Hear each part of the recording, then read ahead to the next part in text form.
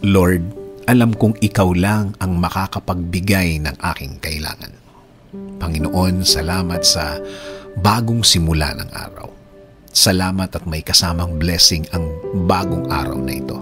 Salamat sa mga bagong oportunidad na kasama ng bagong mga pagkakataon na ibinigay niyo sa akin, Lord. Alam kong nakikita mo ang mga problemadong araw ko, Lord. At alam kong alam mo din na marami akong problema sa mga nagdaang araw.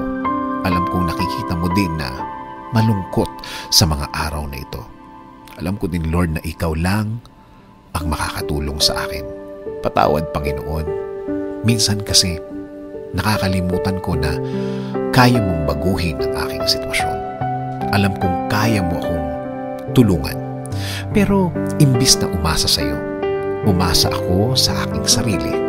Umasa ako sa mga kaya kong gawin. Umasa ako sa aking lakas. At alam na alam kong kulang ito. Kaya ngayon, Lord, lumalapit ako sa iyo at humihiling na Ikaw ang manguna sa aking araw ngayon. Ikaw ang mag-lead. Ikaw ang magbigay ng direksyon sa aking araw ngayon.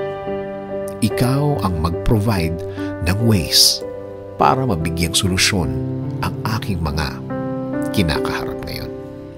Kasama din po sa aking dasal na ito, Lord, ang aking bayan. Alagaan at bigyan niyo din po ng direction at guidance ang mga namumuno. Bigyan niyo po sila ng wisdom para sa tamang pagtakbo ng aming gobyerno. Ilayo niyo din po ang mga taong ito sa pag-iisip ng masama.